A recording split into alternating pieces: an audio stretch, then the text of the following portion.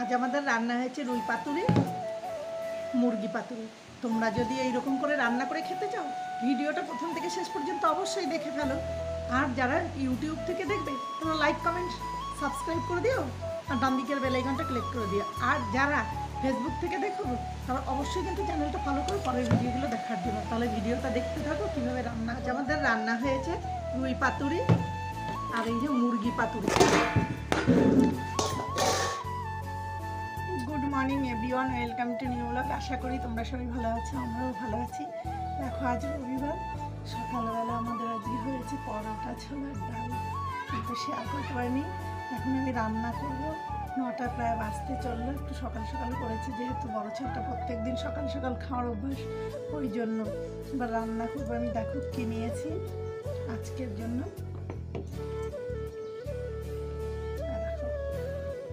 মুরগির মাংস আর নিয়েছি রুই মাছ।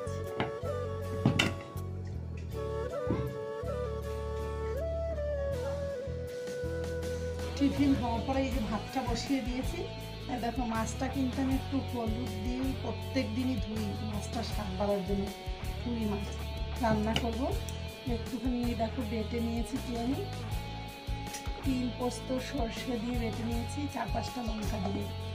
আর মাংসর জন্য দেখো আমি কী করেছি, রসুন বেটেছি, আদা বেটেছি, যে লঙ্কা বেটে নিয়েছি, আর এই যে আলু পেঁয়াজ কেটে নিয়েছি। তাহলে তোমরা দেখতে থাকো রান্নাটা করছি। ভাত হয়ে গেছে, ভাতের আমি দিয়ে জ্বালানো গ্যাসে আমি কড়াইটা বসিয়ে দিলাম। গ্যাসে প্রথমে আমি আলুটা ভেজে মাছের ঝোলটা করে নেব।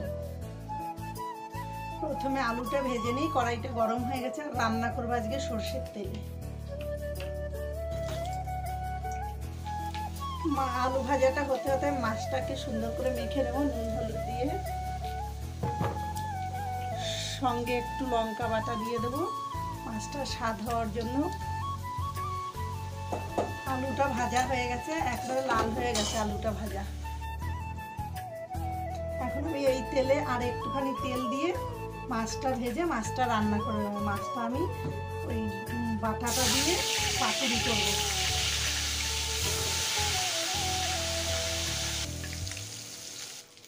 মাছ ভাজাটা হয়ে গেছে, এখন আমি আজকে কালো জিরে ফোড়ন দেবো মাছে, আর শুকনো লঙ্কা। শুকনো লঙ্কাটা দিয়ে দিলাম, কালো জিরেটাও দিয়ে দিলাম।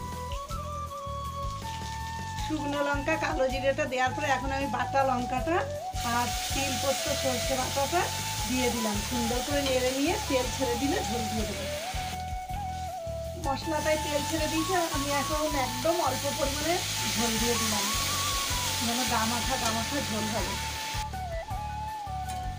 একটু চেখে দেখে নেবো নুনটা হয়েছে নাকি, তারপরে নামিয়ে দেবো।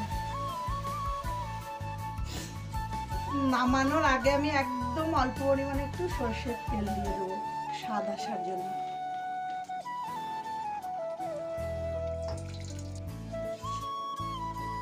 কড়াইটা আমার গরম হয়ে গেছে, প্রথমে আমি তেল দিয়ে দেবো কড়াইয়ে। আর আজ আমি চিকেনটা কিন্তু মাখানোর ঝামেলা ছাড়াই রান্না করব।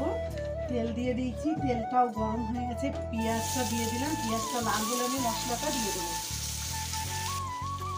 পেঁয়াজটা লাল হয়ে এসেছে, দিয়ে দেবো পরিমাণ মতো নুন, আর একে একে লঙ্কা বাটা, আদা বাটা আর রসুন বাটা দিয়ে দিলাম।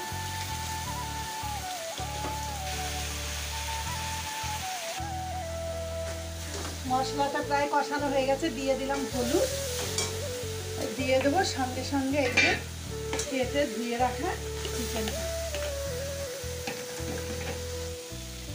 এই সময় দিয়ে দেবো ভেজে রাখা আলুটা, যেহেতু চিকেনটার একেবারে রসটা টেনে গেছে, তেল ছেড়ে দিয়েছে। ঝোলটা দেওয়ার আগে আমি দিয়ে দেবো একটুখানি মিট মশলা। আজকে আমি মিট মশলায় রান্না করলাম। এখন আমি ঝোলটা দিয়ে দিলাম, এখন সুন্দর করে ফুটিয়ে নামিয়ে নেব। চিকেন রান্নাটাও হয়ে গেছে, এখন আমি ঢেলে নেব। আমার দুটো রেসিপি রান্না হয়ে গেছে। তোমরা তাহলে অবশ্যই এরকম করে রান্না করে খেও। ভালো থেকো, টাটা।